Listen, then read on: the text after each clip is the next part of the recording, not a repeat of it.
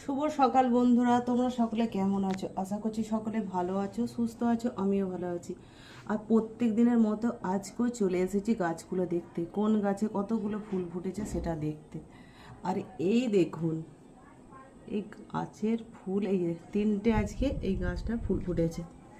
এখানে দুটো, কালকে একটা ফুটেছিল, আর এখানে দুটো, আর এই যে এইখানে একটা। কি সুন্দর রঙটা দেখুন, সুন্দর রঙটা। আর এই গাছগুলো রথের সময় কিনে আনা হয়েছিল, সেই গাছেরই ফুল এই যে ফুটেছে আবারও।